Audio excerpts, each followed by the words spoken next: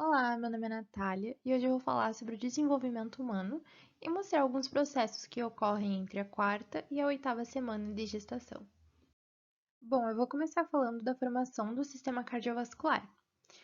Na terceira semana do desenvolvimento, os vasos sanguíneos começam a se organizar no mesoderma extraembrionário do saco vitelino, do córion e do pedúnculo do embrião, e no mesoderma intraembrionário. O surgimento dos vasos sanguíneos se dá a partir da confluência de ilhotas sanguíneas, com células denominadas hemangioblastos. As células periféricas na ilhota vão se diferenciar nas células endoteliais e as células internas nas hemácias. Existem três mecanismos principais que formam os vasos sanguíneos. São eles a coalescência dos angioblastos, a migração dos angioblastos de outros sítios e a ramificação de vasos já existentes. Nas primeiras 6 semanas, os eritrócitos em circulação são principalmente derivados do saco vitelino. No entanto, são células primitivas, ou seja, elas são grandes e nucleadas. A hematopoese intraembrionária, que é o processo de renovação celular do sangue, tem início no fim da quarta semana. Entre a sexta e a oitava semana, o fígado vai substituir o saco vitelino como principal fonte de hemácias. No fim do período embrionário, as células tronco hematopoéticas do fígado vão colonizar o baço, e entre o terceiro e o quinto mês, esses dois órgãos, o fígado e o baço, vão ser os principais sítios de hematopoese. O fígado vai continuar produzindo eritrócitos até o início do período neonatal, até que a medula óssea assuma essa função. Então, aqui eu trouxe essa fotomicrografia para que possa ser visualizado o processo de hematopoese. E esse é um corte de um fígado de camundongo. O desenvolvimento do coração começa a partir de dois tubos endocárdicos, originados como os vasos, no mesoderma lateral esplâncnico da região cranial. Esses dois tubos, na ilustração, nós podemos ver aqui. Esses tubos se fundem com a aproximação das extremidades dos folhetos embrionários durante o processo de dobramento do embrião no plano transversal. O dobramento no plano longitudinal leva a área cardiogênica para uma posição ventral ao intestino anterior. O tubo cardíaco primitivo ele sofre uma série de dilatações que vão dar origem ao bulbo cardíaco, ventrículo primitivo, átrio primitivo e seio venoso. Essas estruturas nós podemos ver aqui na ilustração, então o bulbo cardíaco aqui, o ventrículo primitivo, o átrio primitivo e nesse outro desenho aqui, o seio venoso. O revestimento endotelial do tubo cardíaco vai ser o endocárdio e o mesoderma ao redor vai ser o tecido subendocárdio, o miocárdio e o epicárdio. O bulbo cardíaco vai dar origem ao ventrículo direito, o ventrículo primitivo vai dar origem ao ventrículo esquerdo, o átrio primitivo dá origem aos átrios esquerdo e direito, o seio venoso vai dar origem ao seio coronário e o marcapasso dá origem ao nó sinoatrial. E por volta do 22º dia, o coração primitivo ele começa a bater. Então, aqui nessa fotomicrografia, nós podemos ver indicado em B, aqui é bem acima. Então, em B é o bulbo cardíaco, logo abaixo, em V, é o ventrículo primitivo, em A, o átrio primitivo e, por fim, em S, o seio venoso. Na quarta semana, ocorre uma evaginação do endoderma na extremidade caudal da faringe para o mesoderma lateral esplâncnico subjacente, dando origem ao tubo laringotraqueal, que nós podemos ver aqui na ilustração, bem nessa primeira figura em azul, esse aqui. E esse tubo ele vai se aprofundar e ramificar, dando origem à traqueia, os brônquios e os bronquíolos.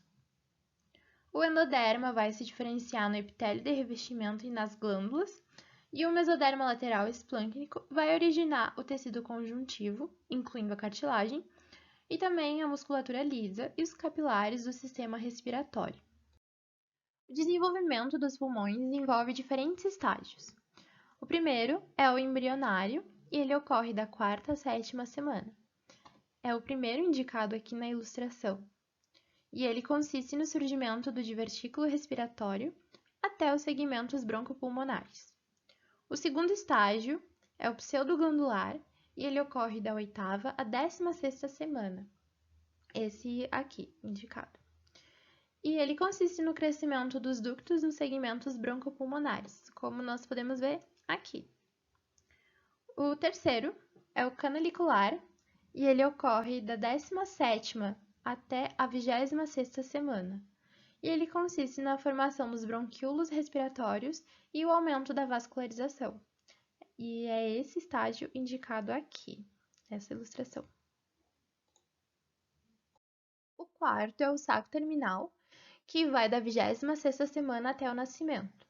E nele, os sacos alveolares se organizam nas extremidades dos bronquíolos respiratórios e o epitélio dos alvéolos se diferencia nos pneumócitos do tipo 1 e nos pneumócitos do tipo 2.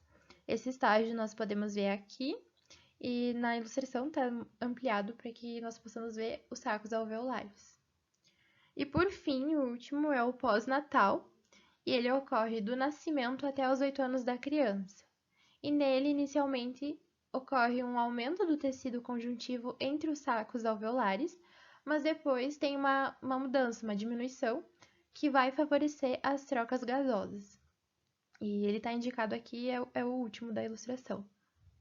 O sistema digestório tem a sua formação a partir do intestino primitivo, que por sua vez é formado a partir da aproximação das extremidades do endoderma e incorporação da parte dorsal da vesícula vitelina durante o processo de fechamento do embrião em disco para tubo.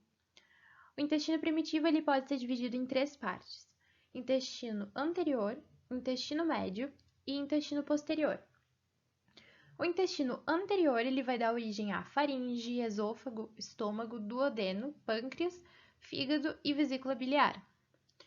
O intestino médio, ele vai dar origem ao jejuno, íleo, seco, apêndice, cólon ascendente e cólon transverso.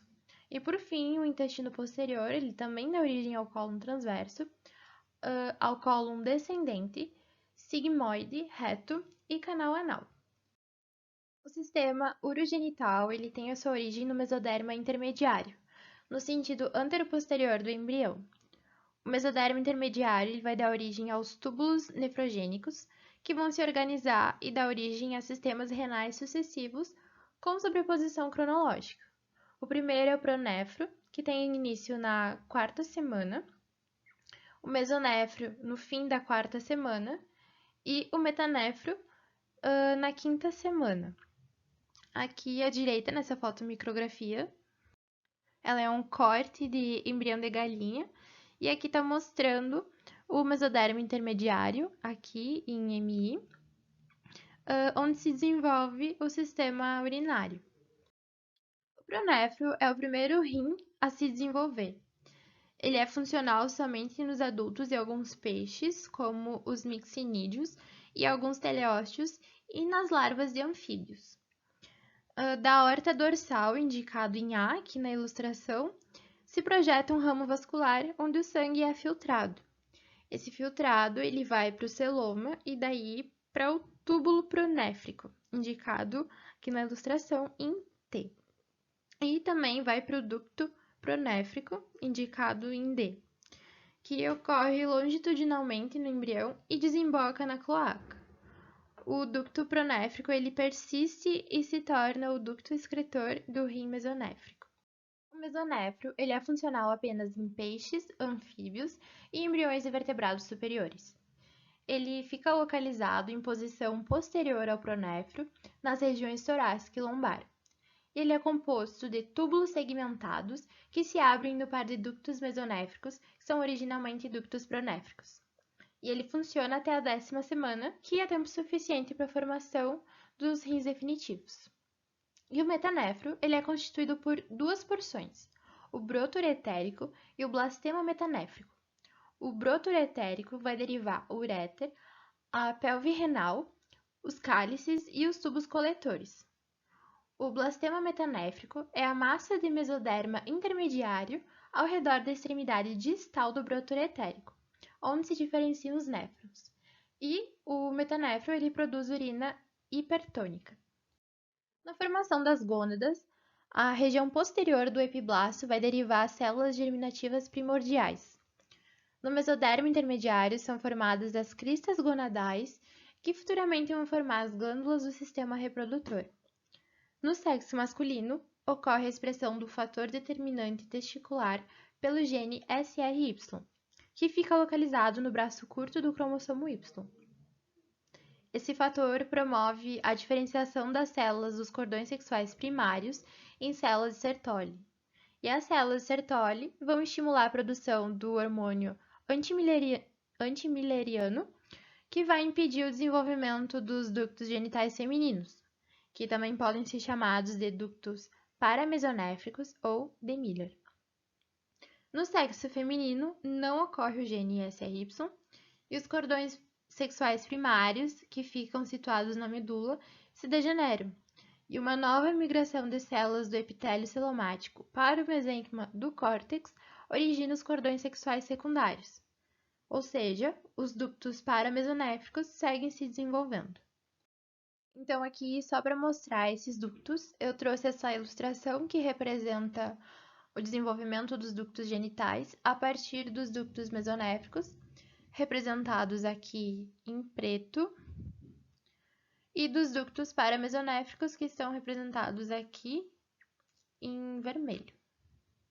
Sobre a formação da genitália, a genitália externa masculina e feminina são indiferenciadas até o terceiro mês, e ela se diferencia a partir do tubérculo genital, representado em T aqui na ilustração, das pregas urogenitais, indicado em U, e das pregas labioscrotais aqui em L.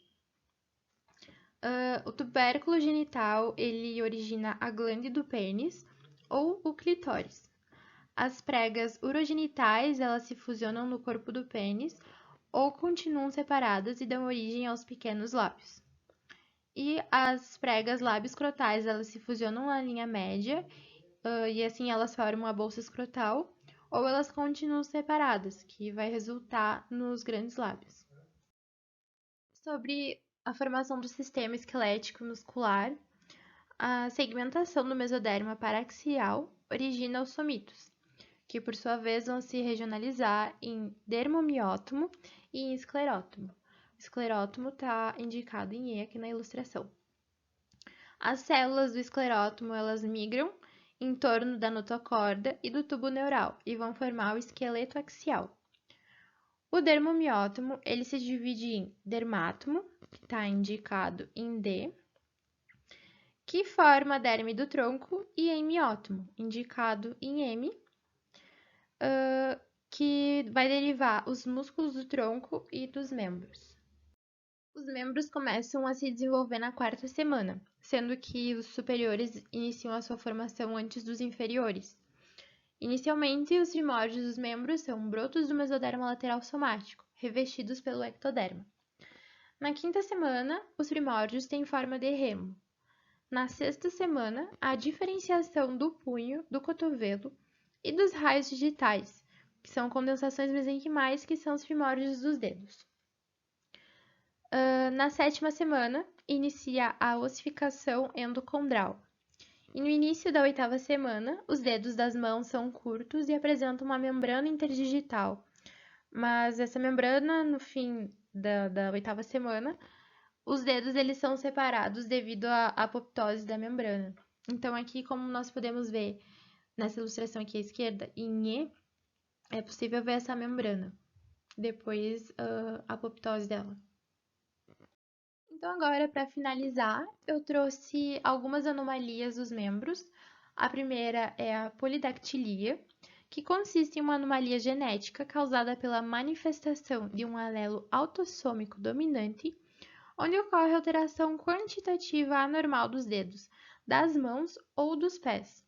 E como nós podemos ver aqui nesse raio-x, essa pessoa ela apresenta 6 dedos. Outro exemplo é a sindactilia, onde ocorre uma fusão variável entre os dois dedos adjacentes. E é uma das deformidades mais comuns. Ela pode ser dividida em 26 classificações diferentes, como por exemplo, a simples, que é quando ocorre a fusão somente da pele, ou a complexa, que é quando ocorre a conexão óssea. Então aqui, ó, como nós podemos ver, esses dois dedos eles estão unidos. E aqui estão as referências utilizadas na construção dos textos e imagens, e muito obrigada pela atenção.